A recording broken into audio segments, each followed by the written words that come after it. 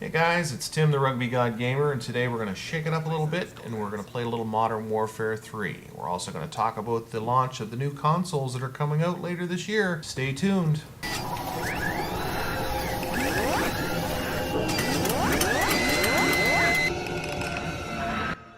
So for those of you who recognize, this is Lockdown for Modern Warfare 3. I've been playing a little bit of this and showing you, I think I did pretty good in this game actually, so that's probably why I used it as a recording. To talk about what's going on in the world right now, it's August 1st, 2013, and we're still in the pre-information stages of the new consoles that are coming out. PlayStation's launching the PS4 sometime in either October or November, and the XboxOne by Microsoft is going to be launched sometime in November.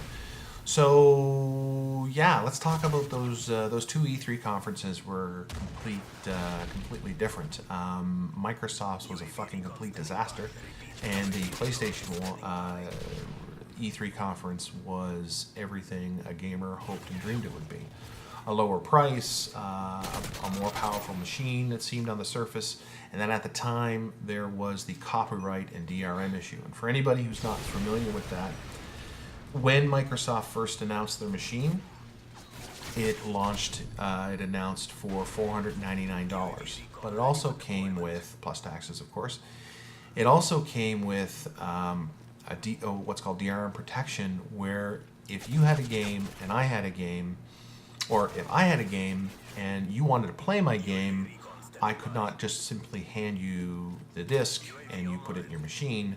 You would have to be on my friends list, and there were certain qualifiers in regards to how it was going to work.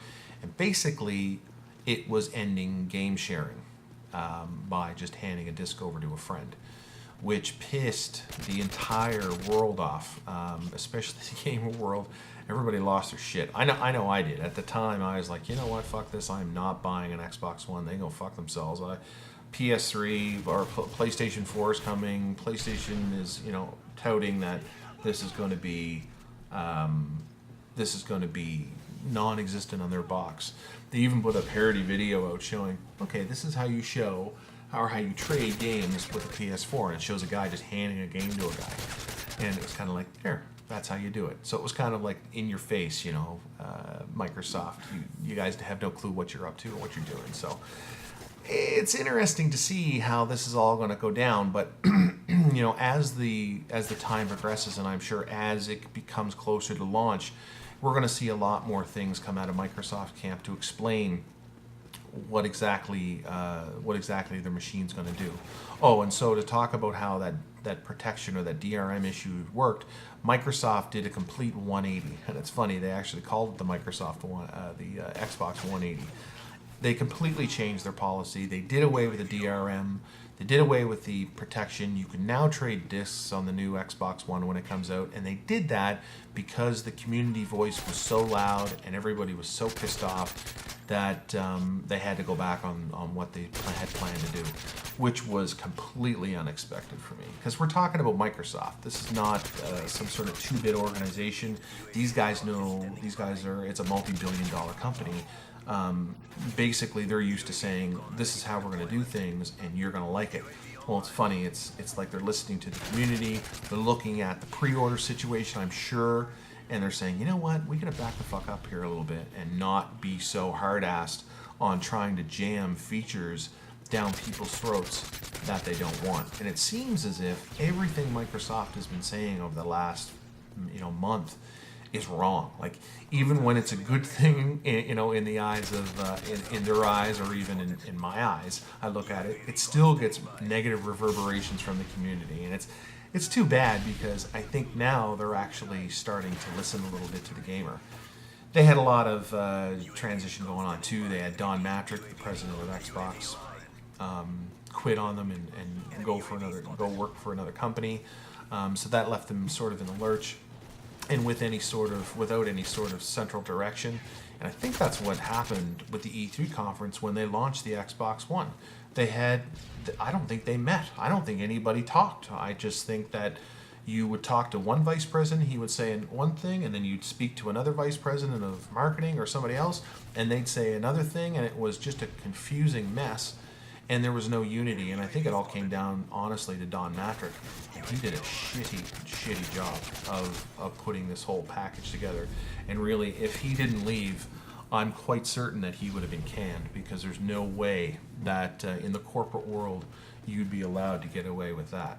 So in the PlayStation camp, when it was launched, Jack Tretton, who is the CEO of Sony Entertainment, I think America, his show was amazing, but honestly they went last at E3, so they had the luxury of first getting to know what Microsoft's launch price was going to be at $499, so they came out at $399.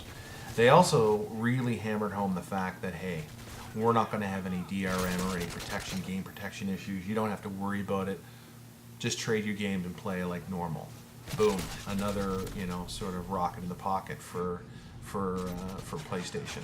And then the third thing is that when you broke down the specs on the machines, the Xbox One uses GDDR RAM 3, and the other PS4 uses the GDDR 5, which is a lot faster RAM.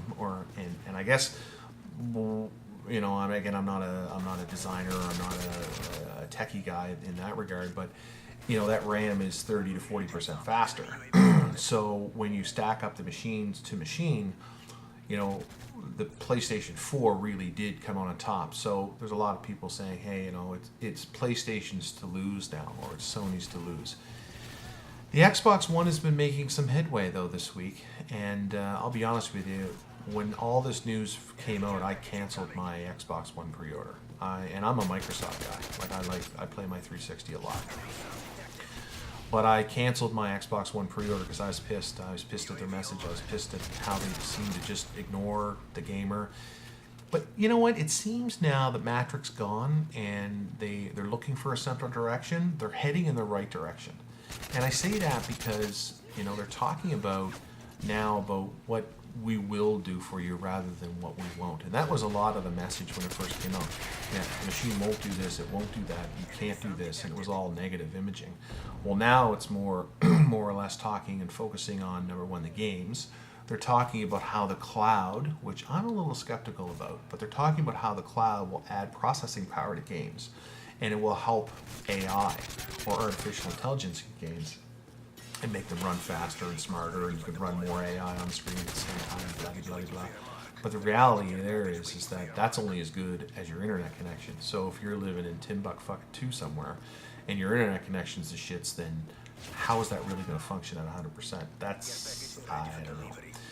So, they're talking about the cloud, they're talking about processing power, they're talking about now that you don't have to buy new headsets, possibly we're going to offer an adapter, they say, that you'll be able to use your old headsets with. So rather than going out and spend another $25 on a machine, which would make it now, $524, you now can use your old headsets. So, there was a lot of positive talk about that, which was great. There was also some new video released this week showing what two computers basically set up. One set up like a PS4, one set up like an Xbox One, showing you the differences in graphical fidelity. I just couldn't get that out. And quite honestly, when I saw the video, they looked the fucking same. So I think that was the point of the video, to show you, look, the difference between the two types of RAM are going to be, in the end, they're going to be negligible. So don't get too worked up about it. Stay the course. And, things are going to be all rosy. There's still issues in regards to paying another $100 for a Kinect, and it's a Kinect 2.0. It's the revised Kinect. And I think what they're trying to do is they're trying to make sure that they can get penetration of this Kinect in everybody's home, so that it can be part of the designing tool. And eventually, what they're thinking is that that's what's going to set the PS4 and the Xbox One apart, is when designers unleash the full power of the Kinect. I was not a major proponent of the Kinect. I'm still not. Don't support it. I'm more of a gamer, but that's my preference. but I do, as somebody who I would like to think that I'm intelligent enough to see that for the non-gaming audience or for the casual gaming audience, the Kinect 2.0 offers, with the better fidelity, it offers a lot of options for types of gaming. So I don't think it's to be ignored. I think for what I wanted to do and for what I require from my gaming console, I don't really like it at this point, and it doesn't add to any kind of immersion. If anything, it's a hokey sort of add-on. But I am confident, because Microsoft knows more about business than I do, that there is a down the road for this particular peripheral, and I think we need to play wait and see with that and what they can actually do with this thing. Bottom line here is that I know I'm going to get both consoles, but which console am I going to get at launch? And that's obviously coming down to what games are being offered at launch. So everything that distinguishes itself, from another title, there are exclusives to the console. And the exclusives that the Xbox has are Dead Rising 3, Forza Motorsport, and I think there's like a Just Dance or something like that, and a Killer Instinct, which is a fighting game, and Rise, Son of Rome. All of those look okay, but for me, there's no system sellers in there. There are other games that I want to play on the Xbox One, and those ain't any of them. But when I look at the PlayStation 4, and again, it all comes down to preference and what you want to play. Obviously, I'm getting Call of Duty Ghosts because the friends that I have that I do LAN parties with all want to play PlayStation, so you go where your friends are. So majority of my friends are playing on PlayStation. That's where I'm going to be. PlayStation 4 for Call of Duty Ghosts. I'm going to give Battlefield another kick at the can. Hopefully they fixed up their matchmaking. And you know what? I enjoy the Killzone series. So I'm looking at it and saying, okay, well, there are a lot of multi-platform games for either one of those. Like both Call of Duty and Battlefield are multi-platform. But do I want to play Dead Rising 3 or do I want to play Killzone? And that's basically what it sort of comes down to, I'd say, because there's another title in there, Watch Dogs, which is made by Ubisoft, and that again is a multi-platform title. So again, they'll be playing that on Xbox One. So out of the gate, I'm saving $100, and I get to play Killzone over Dead Rising. Now, I'm also holding off because I have a feeling that in the new year, if Microsoft doesn't sell the way they planned that they would sell, they are going to drop the price on their console. Now, I don't know if they're going to drop it $50 or $100, or they're going to offer something. I don't think they're going to offer something without a Kinect. I think Kinect, they're going to live or die by that thing, so it's going to come with Kinect. But I think that there's going to be a price drop in order for them to match it, because they're probably making a couple bucks off the box, I think, out of the gate. So once that drops, I think that's a game changer, and that makes me sort of spry up to getting involved with the Xbox. But for me, again, it's coming down to one title, two titles realistically. And as I say two, I'm even thinking possibly three. The number one game that I'm looking forward to, but it's not a launch title, it's in the launch window, which means that it's going to be launched sometime before March, so it'll be launched first quarter next year, is Titanfall by Respawn Entertainment. That game's going to be kick-ass. For anybody who hasn't seen it, check out my other video on the introduction of it. It's mechs or titans and first-person shooter, and it's made by the people who created Call of Duty, so enough said. But then with the Xbox, it comes down to two things for me. And my son, who is also an avid gamer, is a major Minecraft player. And Minecraft will be coming out for the Xbox One. It'll be called the Xbox One Edition. And, I don't think it'll have any visual improvements, but it'll probably have more features and a little bit more flexibility like the PC version.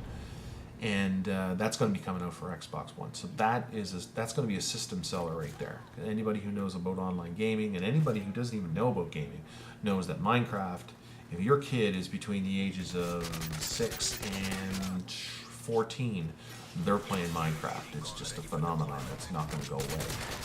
There's also another game that's being made by the Eternal Studios at Microsoft Studios, and it's called Project Spark, and it looks very creationist, you know, and for the guy who likes building stuff in Minecraft, they're totally going after that guy. So again, it's going to appeal to that age group. And my son is already talking about Project Spark. He's talking about Minecraft, and he's talking about, well, those are the two titles he's talking about. Everything else, it doesn't matter. I think the bottom line there is that he needs to get out and get a job and pay for all this stuff. Anyway, you've reached Tim, the RugbyGod Gamer, and if you like what you saw today, please press like at the bottom of your screen. If you need to get a hold of me or like to send me a message or give me some feedback, the best way is Twitter, at the RugbyGod, or you can get me on Facebook, the RugbyGod Gamer. I appreciate your time, and again, if you like what you saw, please hit like below.